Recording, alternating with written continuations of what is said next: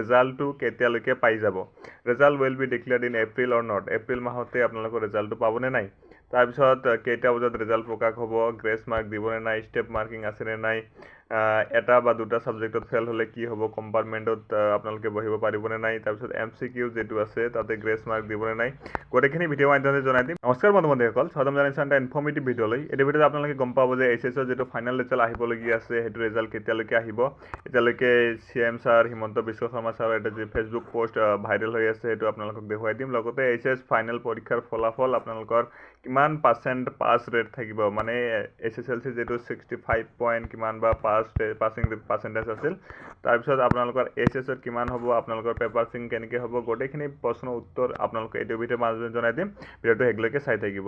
পোনপ্ৰথমে আপোনালোকৰ যেটো HS ৰিজাল্টৰ কমন কুৱেশ্যন আপোনালোকৰ মাথাত আহি থাকে যে আপোনালোকে ৰিজাল্টটো কেতিয়ালৈকে পাই যাব। Result will be declared in April or not, April মাহতে আপোনালোকৰ ৰিজাল্টটো পাবনে নাই। তাৰপিছত কেইটা বজাত ৰিজাল্ট প্ৰকাশ হ'ব, গ্ৰেছ মাৰ্ক দিবনে নাই, ষ্টেপ মাৰ্কিং আছেনে নাই, এটা বা দুটা ছাবজেক্টত ফেল হ'লে কি হ'ব, কম্পাৰ্টমেণ্টত আপোনালোকে বহিব পাৰিবনে নাই, তাৰপিছত MCQ যেটো আছে তাতে গ্ৰেছ মাৰ্ক দিবনে নাই, গোটেইখিনি ভিডিঅ' মাধ্যমে জনাই দিম। ভিডিঅ'টো শেষলৈকে চাই থাকিব। পোনপ্ৰথমে আপোনালোকৰ যেটো প্ৰথম কুৱেশ্যন, মষ্ট কমন কুৱেশ্যন সেইটো লৈছোঁ। এইটো হৈছে result will be declared in April or not, April মাহত আপোনালোকৰ ৰিজাল্টটো আহিবনে নাই। চাওক আপোনালোকৰ ৰিজাল্টটো এনেকুৱা হৈ আছে যে আপোনালোকৰ এপ্ৰিলৰ যেটো লাষ্ট উইক আছে তাতে ৰিজাল্টটো দিয়াৰ সম্ভাৱনা বেছি আছে। 20 পৰা 30 এপ্ৰিলৰ ভিতৰত আপোনালোকৰ ৰিজাল্টটো দিয়াৰ বেছি সম্ভাৱনা আছে। আৰু নাইবা আপোনালোকৰ এপ্ৰিলৰ পিছত যেতিয়া মে' আহিব, মে'ৰ ফাৰ্ষ্ট উইকত যেটো ফাৰ্ষ্ট উইক থাকে সেই ফাৰ্ষ্ট উইকতে আপোনালোকৰ ৰিজাল্টটো দিয়াৰ বেছি সম্ভাৱনা। কিন্তু তাতকৈ বেছি সম্ভাৱনা যেটো আছে এইটো হ'ল লাষ্ট উইক অফ এপ্ৰিল, তাৰ মানে আপোনালোকৰ 20 পৰা 30 তাৰিখৰ ভিতৰত এপ্ৰিল মাহৰে আপোনালোকৰ ৰিজাল্টটো প্ৰকাশ হোৱা সম্ভাৱনা বেছি আছে। তাৰপিছতে আপোনালোকে চাব পাৰে কেইটা বজাত ৰিজাল্ট প্ৰকাশ হ'ব। ৰিজাল্ট প্ৰকাশ হয় ইউজুৱেলি 10টাৰ পৰা 11টাৰ ভিতৰত, 10:30 হয় কেতিয়াবা 10টাত হয়, এনেকৈ আপোনালোকৰ ৰিজাল্টটো প্ৰকাশ পাই যায়। SSLC যেটো ৰিজাল্ট আছিল এইটো 10:30ত প্ৰকাশ পাইছে, 10:30ত কৈছিল, কিন্তু 10:30 অলপ আগতে মানে 10:20 মানতে ৰিজাল্টটো প্ৰকাশ কৰি দিছিল, লিংক এক্টিভেট কৰি দিছিল। তাৰপিছত যেটো গ্ৰেছ মাৰ্কৰ কথা আহে, গ্ৰেছ মাৰ্কটো আপোনালোকক দিব, যিহেতু আপোনালোকৰ ASSEB আণ্ডাৰত পৰে। ASSEB মানে Assam state school education board, ইয়াৰ আণ্ডাৰত দুটাই পৰে, 10 আৰু 12 দুটাই পৰে। 10ক গ্ৰেছ মাৰ্ক দিছে, গতিকে 12কো গ্ৰেছ মাৰ্ক দিব। গ্ৰেছ মাৰ্ক এনেকৈ দিয়ে যদি আপোনালোকে কোনো এটা ছাবজেক্টত 27 মাৰ্ক পাইছে, তাতে আপোনালোকে 3 মাৰ্ক দিলে যদি আপোনালোকে পাছ হৈ যায়, তেনেহ'লে এই +-3 কৰিব পাৰে তেওঁলোকে, গ্ৰেছ মাৰ্কিং দি আপোনালোকক এটা ছাবজেক্টত বা দুটা ছাবজেক্টত পাছ কৰাই দিব পাৰে। তাৰপিছত ষ্টেপ মাৰ্কিং যেটো আছে, আপোনালোকে যে কমাৰ্চৰ বিষয় লৈছে নাইবা ছায়েন্সৰ বিষয় লৈছে, বেচিকেলি ইন ফিজিক্স, তাৰপিছত একাউণ্টিং, তাৰপিছত ইকনমিক্স, এইবোৰ ছাবজেক্ট যদি আপোনালোকৰ আছে, তেনেহ'লে কিছুমান তাত এক্সপ্ৰেছন থাকে, মেথছ থাকে, তাতে যদি আপোনালোকৰ ফাইনেল এনচাৰ নাহে, এক্সৰ ভেলু কিমান হয়, এইবোৰ যদি আপোনালোকৰ ফাইনেল এনচাৰটো ভুলো হয়, কিন্তু ষ্টেপ বাই ষ্টেপ আপোনালোকে যদি কৰিছে সেইবোৰ যদি শুদ্ধ হয়, তেনেহ'লে আপোনালোকৰ ইয়াৰ ষ্টেপ মাৰ্কিং যেটো আছে ষ্টেপ মাৰ্কিংটো পাই যাব।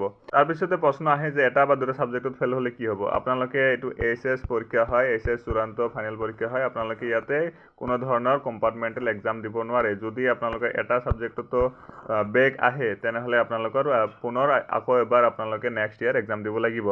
আপোনালোকৰ 6টা ছাবজেক্ট চিলেকশ্যন হৈ থাকে, 6টাৰ ভিতৰত যদি আপোনালোকে 5টাত পাছ কৰে, তেনেহ'লে আপোনালোকে পাছ হৈ যাব।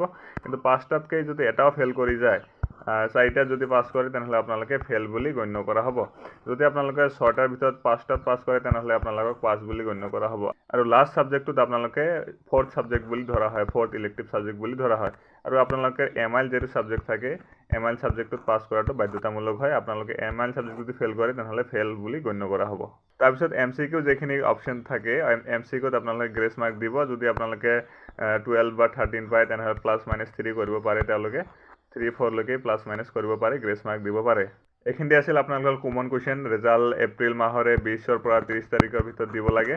তাৰপিছত 10:30ৰ ভিতৰতে ৰিজাল্ট প্ৰকাশ হ'ব লাগে, গ্ৰেছ মাৰ্ক দিব, ষ্টেপ মাৰ্কিং দিব, এটা বা দুটা ছাবজেক্টত ফেল হ'লে ফেল হ'ব, MCQ গ্ৰেছ মাৰ্ক দিব। তাৰপিছতে আপোনালোকৰ যিমানখিনি আপোনালোকৰ এক্সপেক্টেশ্যন আৰু ৰিয়েলিটিৰ মাজত পাৰ্থক্য আপোনালোকক মই দেখুৱাই আছোঁ।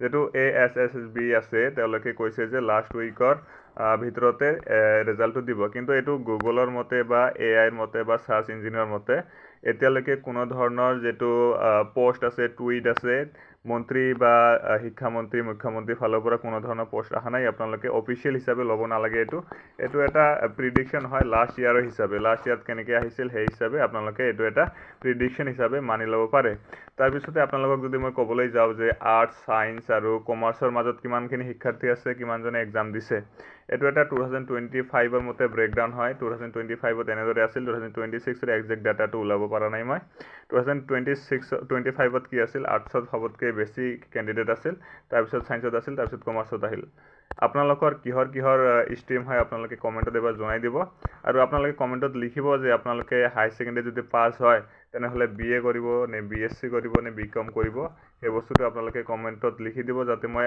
নেক্সট এটা ভিডিঅ' মই কোনটো কোৰ্চ কৰিলে ভাল হয় সেইটোত বনাব পাৰোঁ আপোনালোকে সেইটো লিখি দিব আৰু যদি কিবা প্ৰশ্ন থাকে ডাউট থাকে কমেণ্ট বক্স খোলা আছে আপোনালোকে তাত কমেণ্ট কৰি জনাব পাৰে তো আজিৰ কাৰণে আছিল মানে ভিডিঅ' যদি ভাল লাগিছে লাইক কৰি দিব লগতে চেনেল সাবস্ক্ৰাইব কৰি দিব thank you so much thanks for watching